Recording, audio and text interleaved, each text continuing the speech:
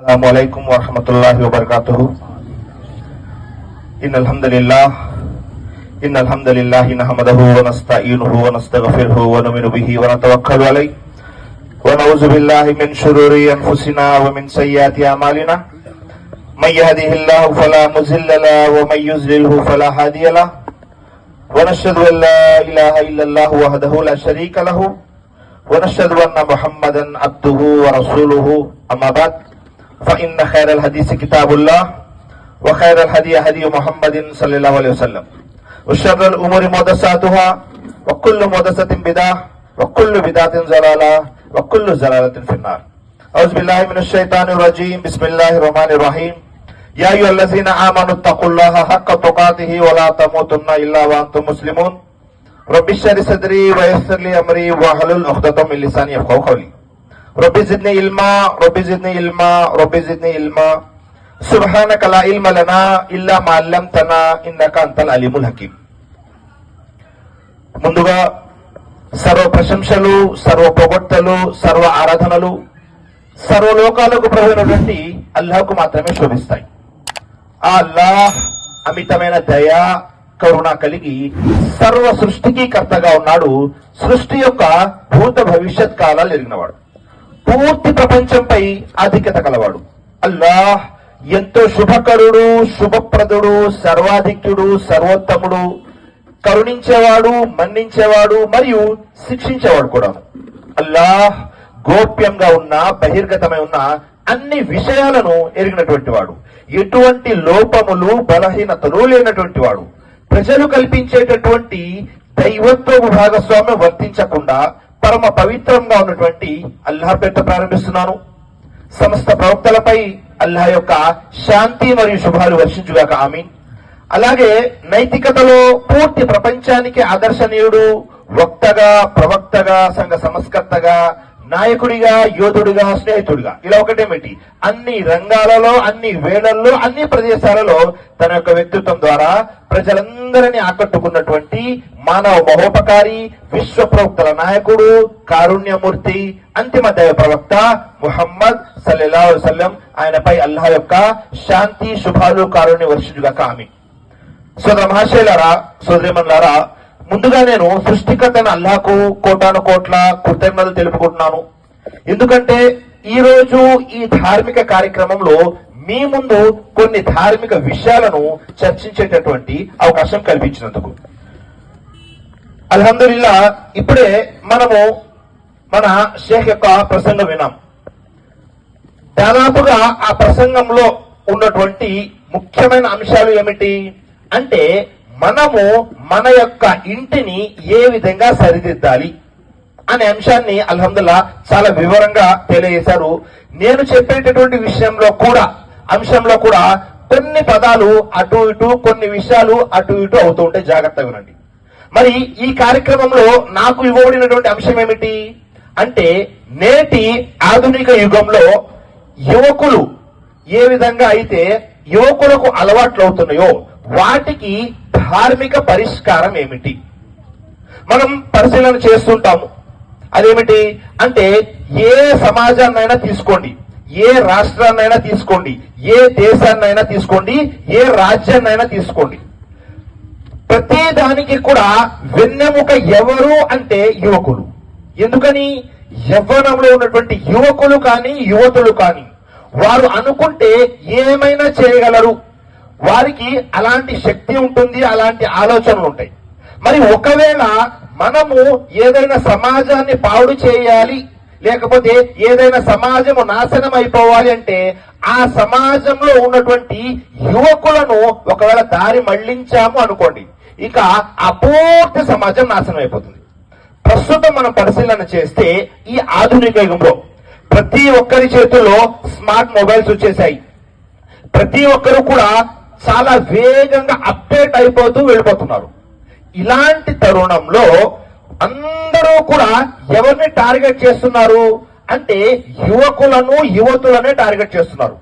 మీరు సమాజంలో చూసుకుంటే ప్రతి ప్రోడక్ట్ కూడా, ప్రతి వస్తువు కూడా, ప్రతిదీ కూడా ఎవరిని దృష్టిలో ఉంచుకొని తయారు చేస్తున్నారంటే యువకుల్ని దృష్టిలో ఉంచుకొని తయారు చేస్తున్నారు. ఎందుకని? వాళ్ళు ఒకవేళ తీసేసుకున్నారు, లేకపోతే వాళ్ళ మీద ప్రయోగించిన ప్రయోగానికి సఫలీకృతులు అయిపోయారు అంటే ఆ సమాజంలో ఉన్నటువంటి యువకులందరూ కూడా నాశనం అయిపోతారు. దాని ద్వారా ఆ పూర్తి సమాజం కూడా నాశనం అయిపోతుంది. దీన్ని దృష్టిలో ఉంచుకొని నాకు ఈ రోజు ఈ అంశం ఇవ్వడం జరిగింది.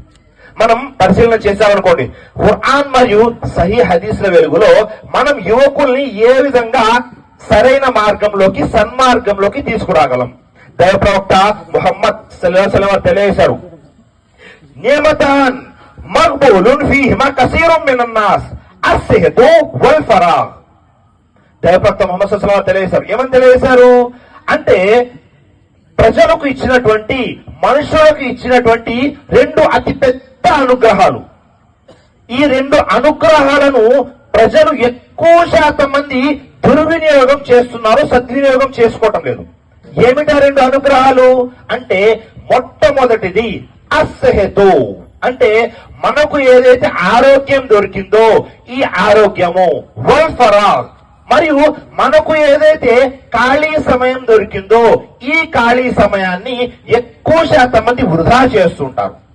మరీ ముఖ్యంగా యవ్వనంలో మనం చూస్తుంటాము, మనకు ఆరోగ్యం ఉన్నప్పుడు దాని యొక్క విలువ తెలియదు. ఒకవేళ యువకులు ఉన్నారనుకోండి, రాత్రులు నిద్రపోకుండా 2 వరకు 3 వరకు, అవసరమైతే పూర్తి రాత్రి నిద్రపోకుండా కాలక్షేపం చేస్తూ ఉంటారు. ఏ విషయాల్లో? చదువుల విషయాల్లోనా, లేకపోతే ఏదైనా సేవా కార్యక్రమాల్లోనా, లేకపోతే తల్లిదండ్రులకు సేవ చేయడంలోనా? కాదు, అనవసరమైన విషయాల్లో. మనం పరిశీలన చేసామనుకోండి, ఏవైతే రెండు విషయాలు, ఆరోగ్యము మరియు ఖాళీ సమయము, దీనిని యవ్వనంలో ఏ విధంగా ఉపయోగించాలో ఆ విధంగా ఉపయోగించలేదు అంటే ఆ తరువాత వృద్ధాప్యంలో బాధపడవలసిన అవసరం ఉంటుంది. అలాగే చనిపోయిన తరువాత మనము ఆఖిరత్లో కూడా దీనికి సంబంధించి ప్రశ్నలకు సమాధానం చెప్పవలసి ఉంటుంది. ఒకవేళ ఈ రెండు విషయాలు సరైన విధానంలో గనక వచ్చేస్తే అల్హమ్దుల్లా వారి జీవితాల్లో అనేక అద్భుతాలు జరుగుతాయి. ఒకవేళ ఎవరైనా సరే ఈ రెండు విషయాల్ని సరైన విధంగా సద్వినియోగం చేసుకోలేదు, ఆఖిరత్ రోజు వెళ్ళారు, సృష్టికర్తను అల్లాహ్ తాలా ప్రశ్నిస్తాడు. ఏమని ప్రశ్నిస్తాడు? అఫహసిబ్తుమ్ అన్నమా ఖలఖనాకుమ్ అబసా వ అన్నమా ఇలైనా లా తుర్జఊన్. సుబ్హానల్లాహ్. చూడండి, సృష్టికర్తను అల్లాహ్ ప్రశ్నిస్తాడు. ఏమని ప్రశ్నిస్తాడు?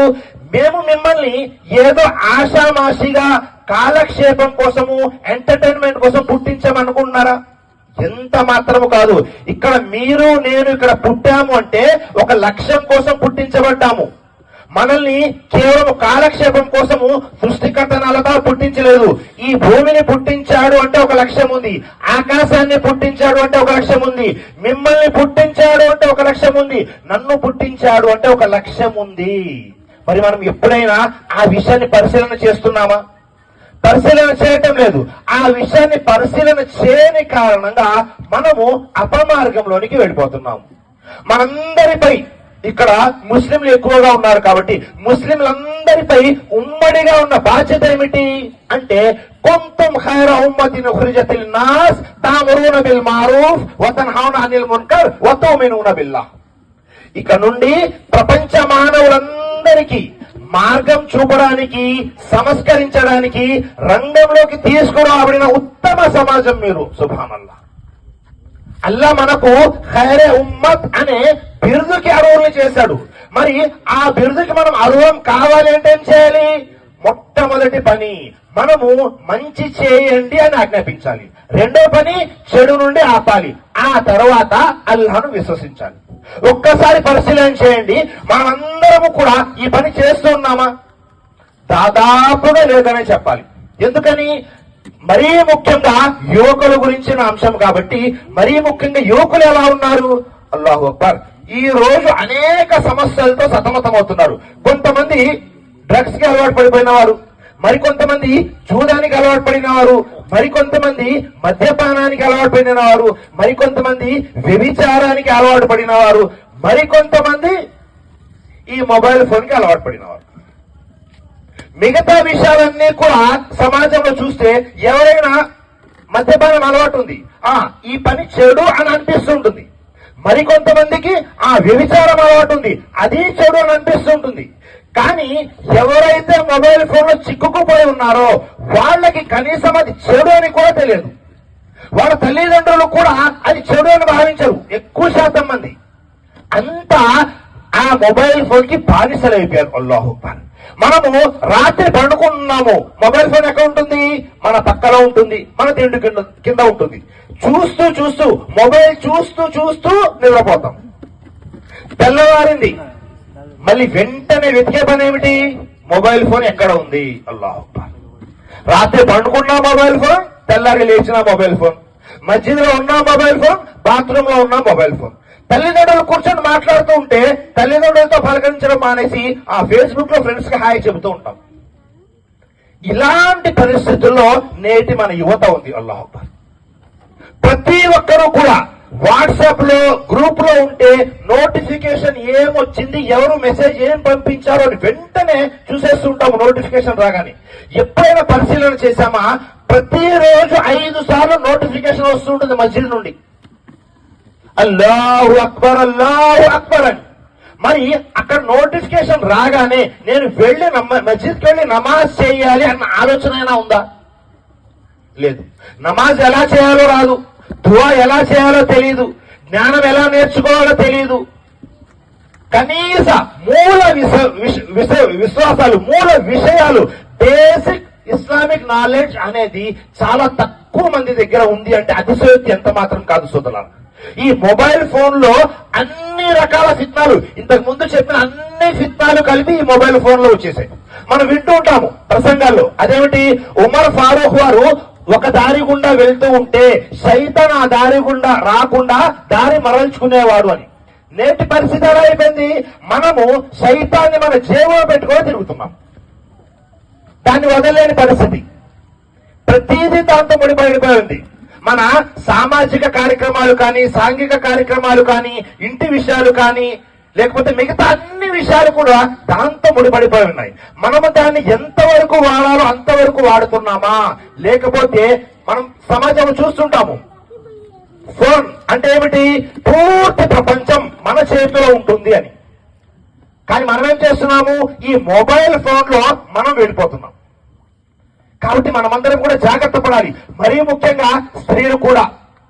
ఎవరైతే కాలేజీకి వెళ్ళి స్కూళ్ళకి వెళ్ళి చదువుకుంటూ ఉంటారో, ఇప్పుడు అంతా హోంవర్క్ అంతా కూడా ఆ వాట్సాప్ లో పంపించేస్తామండి, వాట్సాప్ లో చేంజ్ చేసుకోండి. మనం ఏమనుకుంటాము? పిల్లలకి ఫోన్ ఇచ్చి వాళ్ళు ఏదో హోంవర్క్ చూసుకుంటున్నారు, హోంవర్క్ చేసుకుంటున్నారు అనుకుంటున్నాము. కానీ ఏమవుతుంది? వాళ్ళు హోంవర్క్ తో పాటు ఇంకా అనేక విషయాలు, అశ్లీల విషయాలు చూస్తుంటారు, అనవసరమైన విషయాలు చూస్తుంటారు. మొన్న ఈ మధ్య పేపర్లో వచ్చింది, ఒక వ్యక్తి పొలం అమ్మి దాదాపుగా 90 లక్షల రూపాయలు అకౌంట్ లో వేయించుకున్నాడు. తన కుమారుడు మొబైల్ ఫోన్ లో బెట్టింగ్ యాప్ లో పెట్టేసి మొత్తం 90 లక్షలు పోయాయి. ఒక్క రూపాయి కూడా లేదు. మొబైల్ ఫోన్ ఎందుకు ఇచ్చారని ప్రశ్నిస్తే ఏంటి సమాధానం? మా పిల్లవాడికి స్కూల్లో హోంవర్క్ పంపించారు, అది చేసుకోమని ఇచ్చాను. చూడండి, ఇలాంటి పరిస్థితుల్లో ఉన్నాము. మరికొంతమంది ఎలా ఉన్నారు అంటే ప్రతి ఒక్కళ్ళు కూడా, స్త్రీలు మరీ ముఖ్యంగా ఆడపిల్లలు ఎవరైతే ఉన్నారో వాళ్ళు ఏం చేస్తుంటారు? మేము పరదాలో ఉండే అన్ని చేస్తూ ఉంటాము అని అనవసరం, అసలు అవసరమే లేకుండా అనవసరంగా సోషల్ మీడియాలోకి వస్తూ ఉంటారు. మరికొంతమంది నేను మంచిగా వంటకాలు చేస్తానండి కాబట్టి వంటల కార్యక్రమం అంతా చూపిస్తూ ఉంటారు. మరికొంతమంది నాకు మెహందీ పెట్టడం బాగా వచ్చు, నేను మెహందీని చూపిస్తుంటాను. ఇది ఎలాంటి ఫిత్నా అంటే సోదరులారా, సోదరిమణులారా, ఒక్కసారి మీరు ఆ ఫిత్నాలోకి వెళ్ళిపోయారా మళ్ళీ బయటపడము అనేది చాలా కష్టం. బయటపడడం చాలా కష్టం. కావాలంటే ఎవరైనా సరే పరిశీలన చేసుకోవాలి అంటే మీరు మీ మొబైల్ ఫోన్ ని లాక్ తీసేసి నేను నా తల్లిదండ్రులకి ఇచ్చేస్తాను, అందులో ఏమీ వారు చూడకూడదు ఏమీ లేదు అనేలాగా మనం ఉన్నామా? నా మొబైల్ ఫోన్ చెక్ చేసుకోండి, దీంట్లో మీరేమైనా చేసుకోండి. మనం ఏమనుకుంటున్నామంటే ఎవ్వరు చూడటం లేదు కదా, ఆ రాత్రి 12 అయిపోయింది, మొబైల్ ఫోన్ అన్ని లైట్లు ఆపేస్తున్నాయి, నేను నా మొబైల్ మాత్రమే ఉన్నాం అనుకుంటున్నారు. ఇక్కడ ఎలాగైతే కెమెరా పెట్టి రికార్డ్ చేస్తున్నారో సృష్టికర్త నల్లా అన్ని పై నుంచి రికార్డ్ చేస్తున్నాడు. మీరు మాట్లాడేది, నేను మాట్లాడేది, మీరు చేసేది, నేను చేసేది, ప్రతిదీ కూడా సృష్టికర్తను అల్లా దగ్గర రికార్డ్ అవుతూ ఉంది. అల్లాహ్ అక్బర్. ఈ విషయాన్ని మనం మర్చిపోతున్నాము.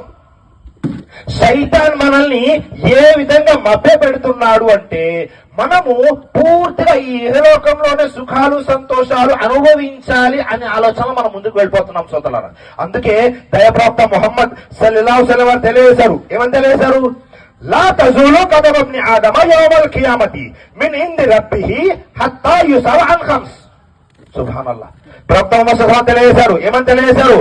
ఆదం సంతానం ఎవరైతే ఉన్నారో వారు 5 ప్రశ్నలకు సమాధానం చెప్పేంత వరకు తీర్పు దినం రోజు, కియామత్ రోజు వారి పాదాలు అనేవి కదలవు.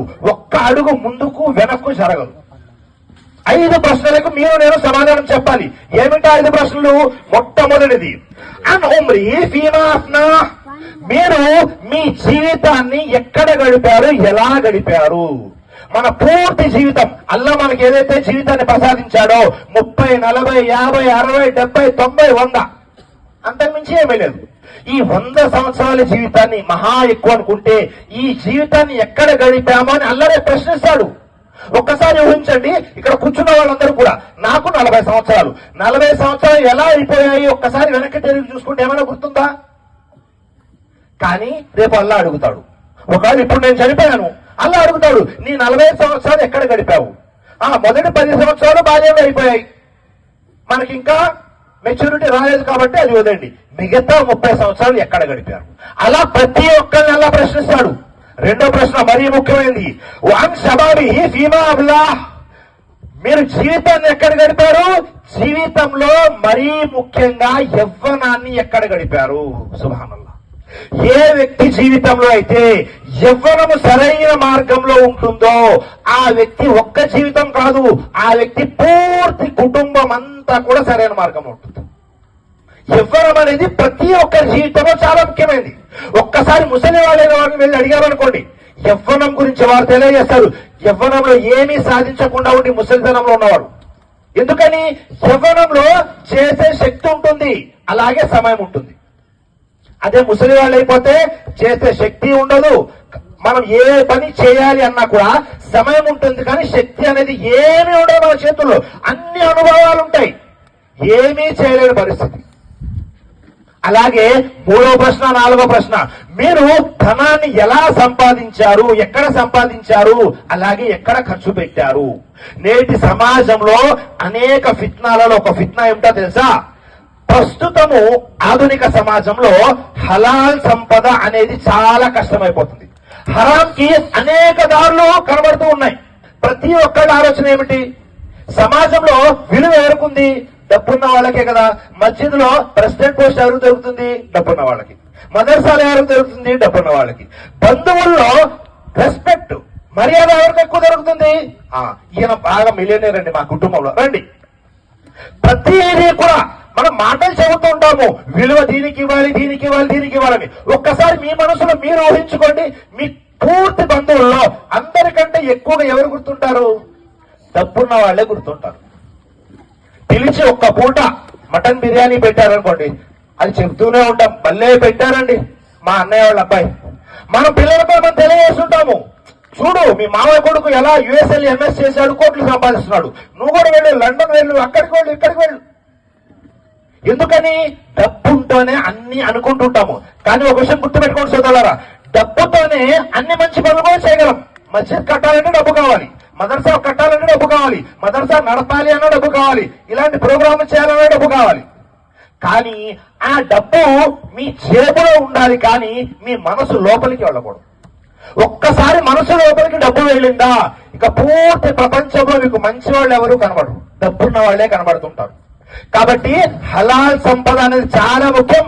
నేటి యువకులు మరీ ముఖ్యంగా జెన్సీ కిడ్స్ ఎవరైతే ఉన్నారు, జెన్సీ కిడ్స్ అంటే 2000 సంవత్సరం తర్వాత పుట్టిన వాళ్ళు వేగంగా మిలియనీర్స్ అయిపోతున్నారు, కోట్లు సంపాదించేస్తున్నారు. ప్రశ్నలు అదేంటి, నీకు 40 సంవత్సరాలు నువ్వేం చేయలేకపోతున్నావు, 20 సంవత్సరాలు అబ్బాయి సంపాదించేస్తున్నాడు ఎలా అంటే, ఏదో ఒక బెట్టింగ్ యాప్ లో పెట్టి సంపాదించడము, లేకపోతే అడ్డమైన సాఫ్ట్వేర్లు తయారు చేయడము, ఆ సాఫ్ట్వేర్లు అమ్మేయడము. లేదు సోదరులారా, సంపాదించేది హలాలై ఉండాలి, మీరు తినేది హలాలై ఉండాలి. ఒకవేళ హలాల్ సంపాదన తినలేదా, మీరు ఎంతైనా దువా చేసుకోండి, ఎన్ని నమాజులను చేసుకోండి, ఎన్ని మసీదులను కట్టుకోండి, ఎలాంటి ప్రయోజనం లేదు. కాబట్టి యువకులు చెడిపోకుండా ఉండడానికి మనము చేయవలసిన పని హలాల్ సంపద. అలాగే 5వ ప్రశ్న ఏమిటి? మనము జ్ఞానాన్ని ఎక్కడ ఆర్జించాము, ఆర్జించిన జ్ఞానం పై ఎంత ఆచరణ చేశాము. ప్రతి ఒక్కరికి ప్రశ్న. ఇక్కడ ఆలిం గారు అనుకోండి, ఆలిం గారికి తగ్గ ప్రశ్న. మీకు 10 పారాల హిఫ్జు లేదా 5 పారాల హిఫ్జు, మీకు తగ్గట్టుగా ప్రశ్న. మీకు తెలిసిన జ్ఞానాన్ని ఎంతవరకు ఆచరించారు అని రేపు తీర్పు దిన రోజు అల్లా ప్రశ్నిస్తాడు. మరీ ముఖ్యంగా యువకులు చెడిపోవడానికి ముఖ్యమైన కారణం ఏమిటి అంటే మన ఇంటి యొక్క వాతావరణం. సృష్టికర్త అల్లాహ్ ఖురాన్ గ్రంథం ఆయన తెలియజేశాడు, యా అయ్యుహల్లజీన ఆమనూ ఖూ అన్ఫుసకుం వ అహ్లీకుం నారా, ఓ విశ్వసించిన ప్రజలారా, మిమ్మల్ని మీరు నరకాగ్ని నుంచి కాపాడుకోండి, మీ కుటుంబ సభ్యుల్ని కూడా నరకాగ్ని నుంచి కాపాడుకోండి. అల్లాహు అక్బర్. ఇక్కడ మనకు మాత్రమే నేను కాపాడబడితే చాలండి అనట్లేదు, మీ కుటుంబ సభ్యుల బాధ్యత కూడా మీపైనే ఉంది. ఇంట్లో మీ భార్య ఏం చేస్తున్నారు, మీ పిల్లలు ఏం చేస్తున్నారు, మీ పిల్లలు వాట్సాప్ లో ఎవరితో చాటింగ్ చేస్తున్నారు, మీ పిల్లల యొక్క స్నేహితులు ఎవరు, వారి అలవాట్లు వీరిపై ఎంత పడుతున్నాయి, ఇవన్నీ కూడా పరిశీలన చేసుకోవాలి. నేటి ఆధునిక యుగంలో అన్నిటికంటే పెద్ద టాస్క్ ఏమైనా ఉంది అంటే మీరు మీ కుటుంబాన్ని కాపాడుకోవడం చాలా ముఖ్యమైనది. ఒకవేళ అందులో మీరు విఫలమయ్యారు అనుకోండి, మనం ఏమీ చేయలేము. ఎందుకని? నూహ్ అలైహిస్సలాం కొడుకే విఫలమయ్యాడు, కానీ ప్రయత్నం మనం నూహ్ అలైహిస్సలాం చేసినంత చేశామా లేదా అనేది ప్రశ్న. మనము ఆ వంక చూపించేసి నేను చెప్పానండి మా అబ్బాయి వినలేదంటే కుదరదు. అన్ని విషయాల్లో కూడా మనము జాగ్రత్త వహించాలి. మరీ ముఖ్యమైన విషయం ఏమిటి అంటే ఇంట్లో ప్రతిరోజు మీరు మీ కుటుంబ సభ్యులు పిల్లలు అందరూ కూర్చొని చర్చించవలసిన విషయం ఒకటి ఉంది. ఏమిటా విషయము అంటే తప్పకుండా చర్చించవలసింది తౌహీద్. ప్రతిరోజు చర్చ జరగాలి. మనం నమాజ్ పెడుతున్నాము అంటే నమాజ్ లో నుంచొని అక్కడేం జరుగుతుంది, ఇక్కడేం జరుగుతుంది, కాలేజీలో ఏం జరుగుతుంది, లేకపోతే నా షాప్ లో ఏం జరుగుతుంది, ఈ ఆలోచనలు కాదు. నమాజ్ లో మీకు కాన్సన్ట్రేషన్ కుదరాలి అన్నా మీరు ప్రతిరోజు ఇంట్లో ప్రతిరోజు కుటుంబ సభ్యులు పిల్లలతో కూర్చోబెట్టుకొని తౌహీద్ గురించి డిస్కస్ చేయాలి. మీకు ఎంతైతే తెలుసో అంతవరకు తెలియజేయాలి. అనేక మంది తెలియజేస్తుంటారు, మా పిల్లలు ఇంకా చిన్నపిల్లలండి, ఇప్పుడే అర్థం కాదు. మీ పిల్లలు 4 సంవత్సరాల 5 సంవత్సరాల ఆలోచించమాకండి. పిల్లలు పెద్దవాళ్ళైనా చిన్నవాళ్ళైనా ఎవరైనా సరే వారి ముందు చర్చించండి. అసలు మన లక్ష్యం ఏంటి, సృష్టికర్త మనల్ని ఎందుకు పుట్టించాడు? వమా ఖలక్తుల్ జిన్న వల్ ఇన్స ఇల్లా లియఅబుదూన్, నేను మానవులను జిన్నులను పుట్టించింది కేవలము నా ఆరాధన కోసము అని సృష్టికర్త నాకు తెలియజేస్తాడు. ఈ విషయం ఎప్పుడైనా మీరు మీ పిల్లలకు తెలియజేశారా? తెలియజేయలేదు. ఒకటే ఆలోచన, 10th అయిన తర్వాత ఇంటర్లో ఏ గ్రూప్ తీసుకోవాలి, ఆ తర్వాత ఎంసెట్ ఎలా రాయాలి, ఆ తర్వాత నీట్ ఎలా రాయాలి, ఇవే ఆలోచనలో ఉన్నాం తప్ప ఎప్పుడైనా నీ జీవిత లక్ష్యము నువ్వు బ్రతికి ఉన్నా, నేను బ్రతికి ఉన్నా చనిపోయినా నీవు నీ జీవితంలో మర్చిపోకూడని విషయం ఏదైనా ఉంది అంటే సృష్టికర్తను అల్లాహ్ తెలియజేశామా? తెలియజేయలేదు. మరి మనము మన పిల్లలకి తౌహీద్ గురించి చెప్పకపోతే ఎప్పుడు కూడా మస్జిద్లో ఉన్న ఇమాం గారే చెప్తారా, మస్జిద్లో ఉన్న మౌజిన్ గారే చెప్తారా, లేక మదర్సాలో ఉన్న వాళ్ళే తెలియజేస్తారా? లేదు సోదరులా, తెలియజేయాలి వాళ్ళకి. అసలు లక్ష్యం ఏంటి? మరీ ముఖ్యంగా మనం ఎందుకని సృష్టికర్తను అల్లాహ్ను మాత్రమే ఆరాధించాలి? సమాజంలో చూడండి, రకరకాల వాళ్ళు చెట్లను ఆరాధించేవాళ్ళు, పుట్లను ఆరాధించేవాళ్ళు, కుక్కలను ఆరాధించేవాళ్ళు, జంతువులను ఆరాధించేవాళ్ళు, సూర్యుడిని, చంద్రుడిని, నక్షత్రాల్ని. మొబైల్ ఫోన్ వ్యాపారం చేసే వాళ్ళకి మొబైల్ ఫోనే దేవుడు, ప్రతిరోజు పూజ చేస్తుంటాడు.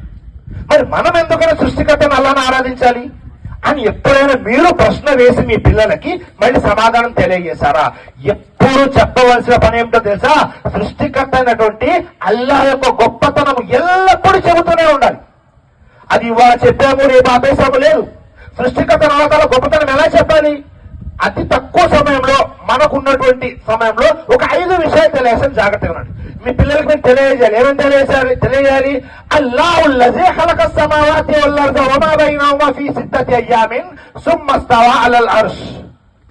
అల్లాహ్ని ఎందుకు ఆరాధించాలి? అల్లాహ్ యొక్క గొప్పతనం ఏంటి? అల్లాహ్ ఎవరు? అల్లాహుల్లజీ ఖలకస్ సమావాతి వల్ అర్ద, అల్లా ఏం చేశాడు? ఆకాశాన్ని పుట్టించాడు, భూమిని పుట్టించాడు. ఈ భూమి ఆకాశాల మధ్యలో సమస్తాన్ని 6 రోజుల్లో పుట్టించిన వాడు అల్లాహ్. సుబ్హానల్లాహ్. ఈ విషయం తెలియాలి. ఆ తర్వాత మిమ్మల్ని నన్ను ఎలా పుట్టించాడు? సృష్టికర్త అల్లాహ్ తఆలా ఖురాన్ తెలియజేశాడు. యా అయ్యుహన్నాసు ఉబుదు రబ్బకుముల్లదీ ఖలఖకుం వల్లజీన మిన్ కబ్లికుం లఅల్లకుం తత్తఖూన్. ఓ మానవులారా, మిమ్మల్ని మీకు పూర్వం వారిని పుట్టించిన వారిని ఆరాధించండి, మీ ప్రభువు. సుబ్హానల్లాహ్. అల్లా అంటే ఎవరు? అల్లా యొక్క గొప్పతనం ఏంటి? ప్రస్తుతము ఇక్కడ కూర్చున్నటువంటి మీరందరూ, నేను, ఈ పూర్తి భూప్రపంచంపై 800 కోట్ల మంది ఉన్నారు. ఈ 800 కోట్ల మందిని పుట్టించిన వాడు అల్లాహ్. చనిపోయినటువంటి కొన్ని లక్షల కోట్ల మందిని పుట్టించిన వాడు అల్లాహ్. తీర్పు దినం రోజు వరకు ఈ భూమిపై వచ్చేటటువంటి పుట్టేటటువంటి వారందరినీ పుట్టించేవాడు అల్లాహ్. సుబ్హానల్లాహ్. ఈ విషయం తెలియజేయాలి. తెలియజేసిన తర్వాత మళ్ళీ ప్రశ్న, అల్లా మనల్ని ఎలా పుట్టించాడు? మొట్టమొదటి మానవుడు అయినటువంటి ఆదం అలైహిస్సలాం ని మట్టితో పుట్టించాడు. మరి మిమ్మల్ని నన్ను ఎలా పుట్టించాడు? ఖలఖల్ ఇన్సాన మిన్ నుత్ఫా. అల్లా మనల్ని చిన్న నీటి బిందువు, ఆ నీటి బిందువు బట్టలపై పడింది అనుకోండి, ఈ బట్టలు శుభ్రం చేసుకోవాలి, గుజులు చేయాలి, అన్ని చేయాలి. అలాంటి నీటి బిందువు ద్వారా మిమ్మల్ని నన్ను పుట్టించాడు. సుబ్హానల్లాహ్. ఎప్పుడైనా మనం మన పిల్లలకి ఈ విషయం తెలియజేశామా? మళ్ళీ ప్రశ్న, ఆ నీటి బిందువు తల్లి గర్భంలోకి వెళ్తే మీరు నేను వచ్చాం. తల్లి గర్భంలోకి వెళ్ళిన తర్వాత సృష్టికర్త అల్లాహ్ తఆలా ఏం తెలియజేశాడు? ఏం చేస్తున్నాడు? హువల్లజీ యుస్విరుకుం ఫిల్ అర్హామి కైఫ యశా లా ఇలాహ ఇల్లా హువల్ అజీజుల్ హకీమ్.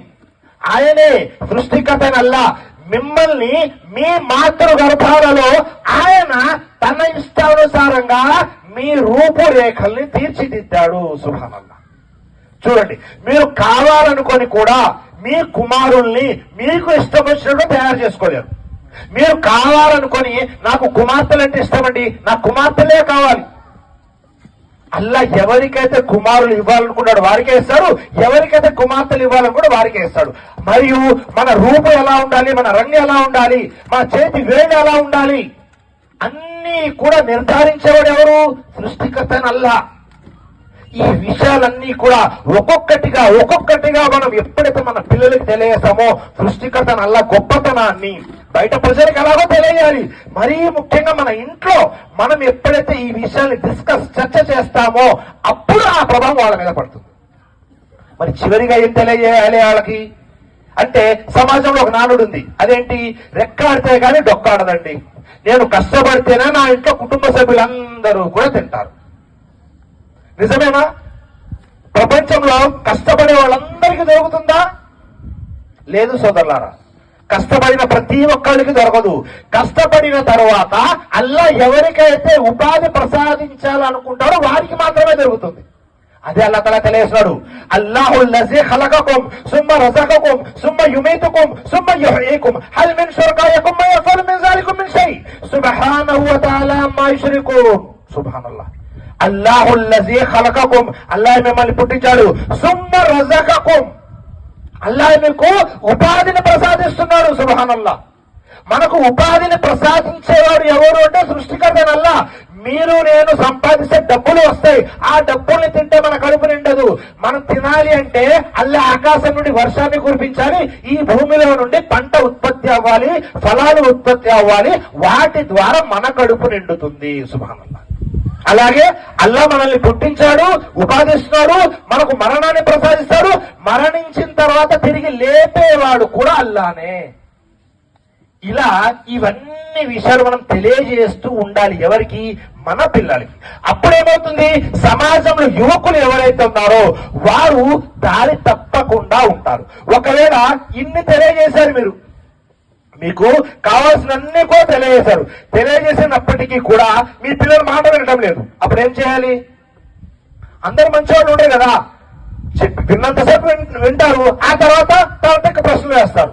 సరే, మీరు చెప్పింది బాగానే ఉంది, ఆకాశాన్ని పుట్టించింది అల్లా, భూమిని పుట్టించింది అల్లా, మరి అల్లాని ఎవరు పుట్టించారు నౌజుబిల్లా అని మళ్ళీ ప్రశ్నిస్తారు వాళ్ళు. ఎందుకని? సమాజంలో వాతావరణం ఆ విధంగా ఉంది. అప్పుడు మనం ఏం చేయాలి? వాళ్ళకి మళ్ళీ ఏ విధంగా చెబితే వాళ్ళు అర్థమవుతుందో ఆ విధంగా నచ్చ చెప్పాలి. ట్రైన్ కి ముందు ఇంజన్ ఉంది, 4వ పెట్టిని లాగేది 3వ పెట్టి, 3వ పెట్టిని లాగేది 2, 2 లాగేది 1, 1 లాగేది ఇంజన్. ఇంజన్ ఎవరు లాగుతున్నారు? ఇంజన్ అంటేనే లాక్కు వెళ్ళేది. అలాగే సృష్టికర్త అయిన అల్లా అంటేనే పుట్టించేవాడు. ఒకవేళ ఆయన ఎవరైనా పుట్టిస్తే ఆయన సృష్టికర్త అయిపోతాడు. ఈ విషయాన్ని అర్థమయ్యేలాగా తెలియజేయాలి. ఇలాంటి అన్ని చెబుతున్నప్పుడు కూడా సమాజం ఏమవుతుందో తెలుసా, మరీ తలతిక్క ప్రశ్నలు వేస్తుంటారు. అలాంటి ప్రశ్నలు ప్రవక్త ముహమ్మద్ సల్లల్లాహు అలైహి వసల్లం దగ్గర కూడా వేసేవాడు. ఒకసారి ఇలాగే ప్రవక్తలు కూర్చొని ఉన్నారు, బహుశా మస్జిద్లోనో మస్జిద్ బయటనో, సహాబాలందరూ ఉన్నారు. ఒక వ్యక్తి వచ్చాడు, ప్రవక్త మీరు చెప్పిందంతా నేను నమ్ముతాను ప్రవక్త, అన్ని విషయాలు, కానీ నాకు ఒక అలవాటు ఉంది. ఏమిటి అలవాటు అంటే, నాకు జినా చేసే అలవాటు ఉంది, నాకు వ్యభిచారం చేసే అలవాటు ఉంది అని ప్రవక్తను అడుగుతున్నారు. ఏమని అడుగుతున్నారు? ఇహ్దిల్లి ఫి జినా, ప్రవక్త నాకు వ్యభిచారం అలవాటు ఉంది, వ్యభిచారం చేసే అనుమతి ఇవ్వండి, అన్ని విషయాలు చేశాను నేను అని అనగానే పక్కన సహాబాలు వెంటనే నిలబడిపోయారు. కోపం వస్తుంది కదా. ఎవరిని అడుగుతున్నారు? రహమతుల్ లిల్ ఆలమీన్ పట్టుకొని నాకు వ్యభిచారం చేసే అనుమతి ఇవ్వండి అని అడుగుతున్నారు. అల్లాహు అక్బర్. వెంటనే సహాబాలు నిలబడిపోయారు. ప్రవక్త గారు కూర్చోండి, నేను మాట్లాడుతున్నాను కదా అని ప్రవక్త గారు ఏం చేశారు? ఒక రివాయత్ ప్రకారము ఆ వ్యక్తిని తిన్నగా తీసుకొచ్చి ఆయన ముందు కూర్చోబెట్టుకున్నారు. మరొక రివాయత్ ప్రకారము ఆయన తిన్నగా వెళ్ళి ఆ మనిషి దగ్గరికి వెళ్ళి చెబుతున్నారు, సరే నువ్వు చెప్తుంది బాగానే ఉంది, నీకు వ్యభిచారం చేసే అనుమతి ఇవ్వమంటున్నావు కదా, వ్యభిచారం చేసే అనుమతి ఇచ్చే ముందు నా ఈ ప్రశ్నలకు సమాధానం చెప్పు అన్నారు. అదేమిటి?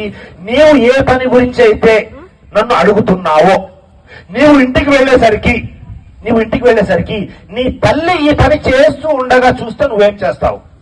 అరబీలో పదాలు ఏమన్నా తెలుసా? అతుహిబ్బుహు లి ఉమ్మిక్, నీ తల్లి ఈ పని చేస్తూ ఉండగా చూస్తే నువ్వేం చేస్తావు? వెంటనే వ్యక్తి ఏమన్నాడు తెలుసా? కాలన వల్ల లేదు లేదు ప్రవక్త, నేను అసలు విననే లేను. ఆ తర్వాత లి ఉక్తిక్ లి బింతిక్ లి ఖాలితిక్, మళ్ళీ నీ యొక్క చెల్లి కానీ, నీ యొక్క కూతురు కానీ, నీ యొక్క పిన్ని కానీ అనేసరికి ఇలా ఎత్తి ప్రశ్నిస్తున్నాడు. వెంటనే ఆ తల కాస్త ఇలా దిగిపోయింది, తల కింద దిగిపోయింది. ప్రవక్త వారు ఒక చెడు ప్రశ్న అడిగితే ఏ విధంగా సమాధానం చెబుతున్నారో చూడండి. ఒకవేళ మీరు నేను తండ్రులమై మన కుమారుడు మన కుమార్తె ఏదైనా ఒక పిచ్చ ప్రశ్న అడిగారు, మనం ఇంత ప్రశాంతంగా సమాధానం చెప్తామా? ముందు పక్క చీపిరి కట్ట తీసుకొని ముందు నాకు వేయాలి, పక్కన ఏముంటే తీసుకొని విసురుతాం. నేనేం చెప్తున్నాను? నేను అల్లా గురించి చెబుతున్నాను, అల్లా గొప్పతనం గురించి చెప్తున్నాను, షరియత్ గురించి చెప్తున్నాను, ఖురాన్ గురించి చెప్తున్నాను. నువ్వు అడిగే ప్రశ్న ఏంటి? కాదు సోదరులారా, అప్పుడప్పుడు ఇలాంటి ప్రశ్నలు వచ్చినప్పుడు మనం ఎలా వారికి సముదాయించాలి, ఎలా నచ్చ చెప్పాలి అనేది ఉండాలి. వెంటనే ఆ వ్యక్తి తలదించేశాడు. తలదించేస్తే ప్రవక్త ముహమ్మద్ సల్లల్లాహు అలైహి వసల్లం అతని తలపై చేయి పెట్టి దువా చదివారు. ఏం దువా చదివారు? అల్లాహుమ్మ గ్ఫిర్ లి జంబహ్ వ తహిర్ కల్బహు వ హస్సిన్ ఫర్జహ్. అర్థం ఏమిటి?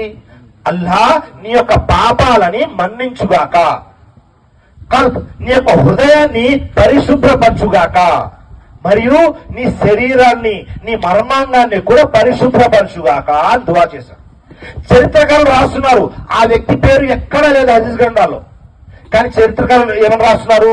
ఆ వ్యక్తి ప్రవక్త వారి దగ్గర అప్పుడు దించిన తల మళ్ళీ చనిపోయేంత వరకు ఎత్తనే లేదు. అంటే దాని అర్థం ఏంటి? చనిపోయేంత వరకు పరస్త్రీని చూడలేదు. సుబ్హానల్లాహ్.